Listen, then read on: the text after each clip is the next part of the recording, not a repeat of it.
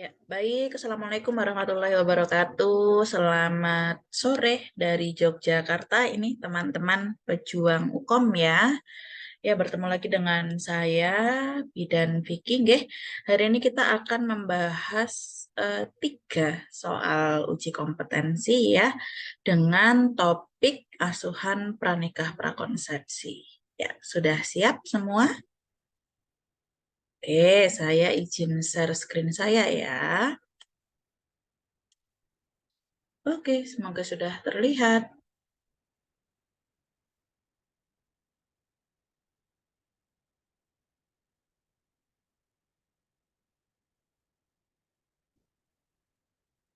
Ya, baik. Seperti teman-teman ketahui, ketika kita mengerjakan soal uji kompetensi, maka kita hanya memiliki waktu 1 menit untuk mengerjakan soal dan menjawabnya. Oke, sekarang saya coba share screen soal saya. Silakan teman-teman untuk membaca, kemudian bisa untuk dituliskan. Kira-kira jawabannya apa ya? Oke, sekarang pukul 16.07, saya beri waktu 1 menit.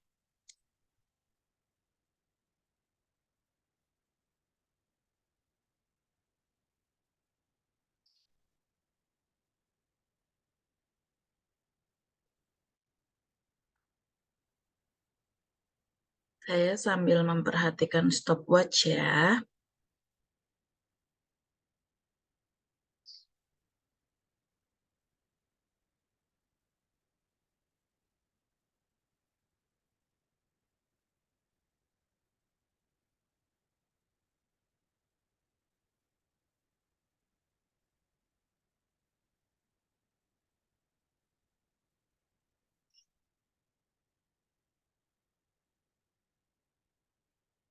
Ya, baik. Ya, baik teman-teman. Bagaimana? Sudah menuliskan jawabannya? Ya, mari kita baca bersama soalnya. Seorang perempuan 26 tahun datang ke PMB dengan keluhan ingin merencanakan kehamilan pertamanya.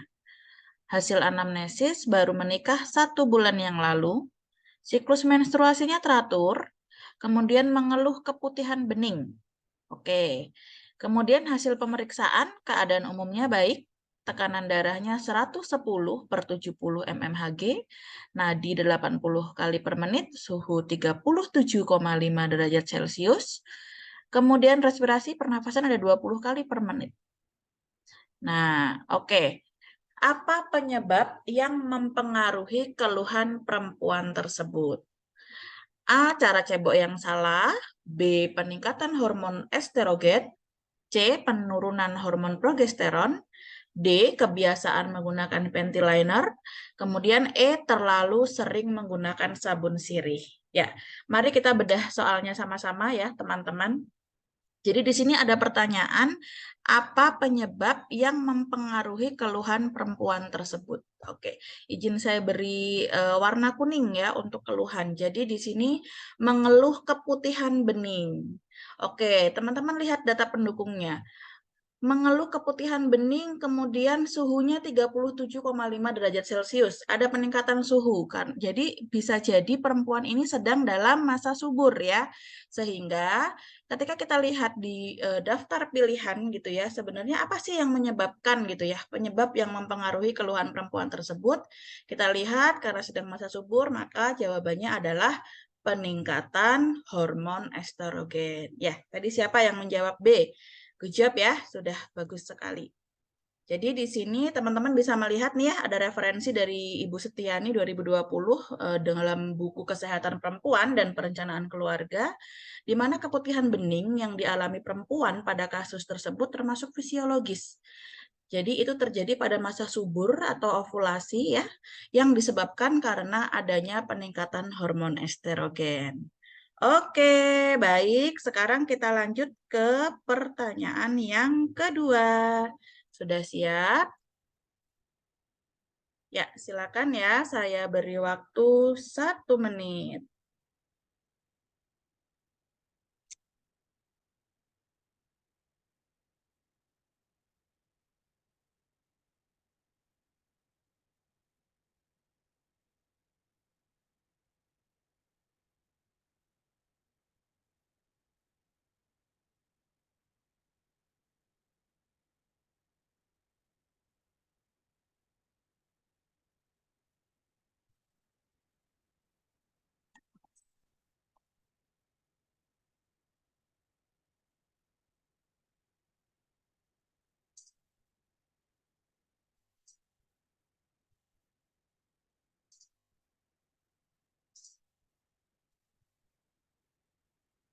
Ayo, sudah ketemu jawabannya?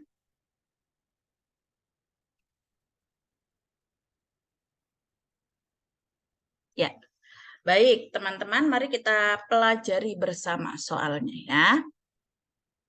Seorang perempuan 25 tahun datang ke PMB dengan keluhan ingin konsultasi perencanaan kehamilan pertamanya. Hasil anamnesis menikah 4 bulan yang lalu. Siklus menstruasi teratur, kemudian hasil pemeriksaan KU-nya baik. Tekanan darah 110/70, kemudian nadinya berapa ini? 80 ya. Suhu 36,2 derajat Celcius, kemudian pernapasan 20 kali per menit. Kemudian abdomen tidak teraba massa. IMT-nya 20, HB-nya 9 gram persen ya. Lalu pertanyaannya, apakah konseling yang paling tepat dilakukan bidan sesuai kasus tersebut?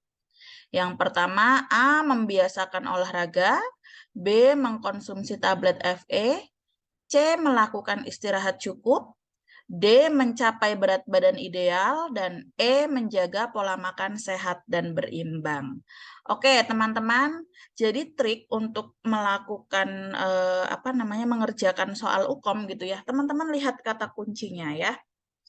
Nah, oke, di sini kita lihat ya. Ada pertanyaan yang mengarah ke apa sih konseling yang paling tepat gitu ya, yang dapat dilakukan oleh bidan. Kita lihat saya beri tanda kuning ya, untuk HB-nya ternyata 9. Nah, kira-kira kenapa tuh HB-nya 9? Artinya dia mengalami anemia. Maka dengan keadaan tersebut, sebaiknya konseling yang paling tepat adalah mengkonsumsi tablet FE. Jadi jawabannya B ya. Tadi ada yang menjawab B. Ya, good job ya. Jadi teman-teman mungkin kalau melihat variasi jawabannya, aduh kok mirip semua ya Bu. Dengan IMT 20 bisa jadi dia memang berolahraga. Jangankan orang yang terlalu gemuk atau misalnya overweight atau misalnya ada masalah dengan berat badannya gitu ya. Orang yang tidak mengalami masalah dengan berat badan pun olahraga memang wajib gitu ya. Jadi kadang-kadang kita sebelum memperhatikan sebenarnya IMT 20 normal atau enggak, coba teman-teman. Nah, jadi jangan sampai terkecoh gitu ya. Kalau ada IMT langsung mengiranya, wah ini harus aktivitas fisik nih, bukan seperti itu. Kemudian istirahat cukup ya, semua orang yang terutama untuk merencanakan kehamilan ya, tentu saja istirahat cukup sangat dianjurkan gitu ya, karena berkaitan dengan gaya hidup. Kemudian mencapai berat badan ideal, menjaga pola makan sehat dan berimbang. Jadi semuanya tepat pada perempuan yang ingin merencanakan kehamilan. Tapi kita lihat dari data pendukung di sini, mana sih yang sebenarnya butuh diatasi terlebih dahulu. Nah, di sini yang perlu diatasi terlebih dahulu adalah kadar hemoglobinnya. Ya, oke, ini dari referensinya ya, teman-teman bisa membaca bahwa ketika terjadi anemia, maka disarankan mengkonsumsi tablet FE untuk meningkatkan kadar hemoglobin dalam darah. Mungkin teman-teman masih ingat ya, kalau kita sedang tidak menstruasi, mengkonsumsi FE-nya berapa kali dalam seminggu? 1 kali ya dalam seminggu. Ketika kita sedang menstruasi, maka setiap hari kita mengkonsumsi tablet tambah darah. Oke, sudah siap ke pertanyaan selanjutnya? Ya, baik. Saya atur waktunya terlebih dahulu. Oke, silakan.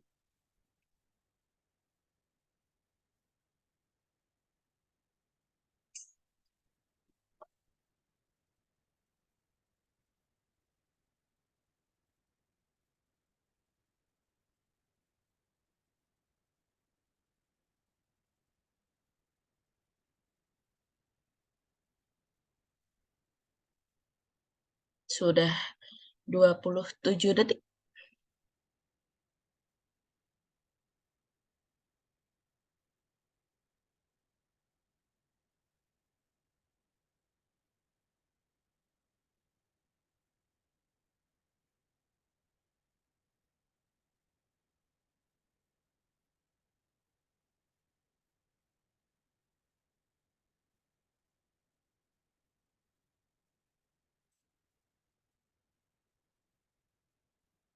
Ya, waktunya habis. Mari kita pelajari sama-sama ya, teman-teman. Silahkan dikip dulu jawabannya. Ya, kita baca soalnya sama-sama ya. Seorang perempuan 23 tahun datang ke PMB, ingin konsultasi perencanaan kehamilan. Hasil anamnesis menikah 1 bulan yang lalu. Siklus menstruasinya teratur. Hasil pemeriksaan KU-nya baik, tekanan darah 110/70 mmHg, nadi 80 kali per menit, suhu 36,2 derajat Celcius, kemudian respirasi 20 kali per menit. Di abdomen tidak teraba massa ya, IMT-nya 20, HB-nya 12. Kemudian bidan memberikan asam folat kepada klien untuk persiapan kehamilan. Nah, pertanyaannya, apakah manfaat asam folat yang paling sesuai berdasarkan kasus di atas? Pilihan yang pertama meningkatkan kesuburan, kemudian mencegah terjadinya anemia, mencegah terjadinya abortus, mencegah terjadinya infertilitas, dan E, mencegah terjadinya kecacatan pada kehamilan. Oke, baik, mari kita lihat sama-sama. Ya, teman-teman sering dengar ya, asam folat itu merupakan salah satu terapi gitu ya yang diberikan pada masa pranikah prakonsepsi karena banyak calon ibu itu yang tidak menyadari gitu ya. Bahkan mungkin tidak pernah periksa gitu ya, apakah dia defisiensi besi, apakah dia defisiensi folat gitu ya.